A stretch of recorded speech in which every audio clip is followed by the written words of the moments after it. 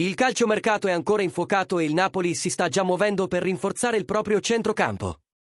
Restate fino alla fine per scoprire tutti i dettagli di questo affare che potrebbe cambiare i piani degli azzurri per la prossima stagione.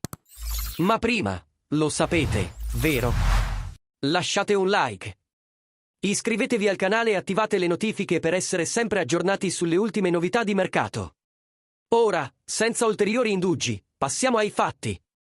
Il Napoli ha avviato una trattativa per ingaggiare Ederson dall'Atalanta.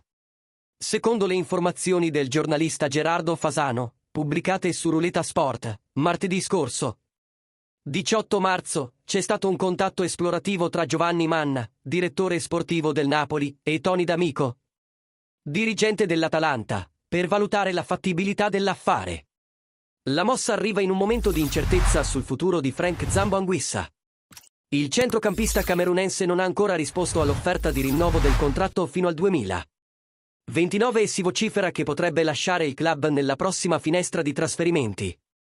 Il Napoli è quindi alla ricerca di un centrocampista che possa ricoprire un ruolo centrale nella stagione 2025-2026. Il brasiliano è stato uno dei migliori giocatori dell'Atalanta, affermandosi come un centrocampista completo dotato di forza fisica, qualità tecnica e capacità di attacco. Le sue prestazioni hanno attirato l'interesse di grandi club e il Napoli dovrà agire in fretta per assicurarsi la sua firma prima della concorrenza. Le trattative sono in fase iniziale, ma la possibile partenza di Anguissa potrebbe accelerare il processo.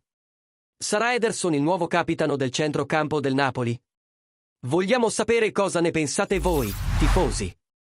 Il Napoli dovrebbe insistere per ingaggiare Ederson o cercare altre opzioni. Anguissa ha ancora spazio in squadra o è ora di cambiare? Commentate qui sotto e partecipate al dibattito. Tradotto con dpelle.com, versione gratuita.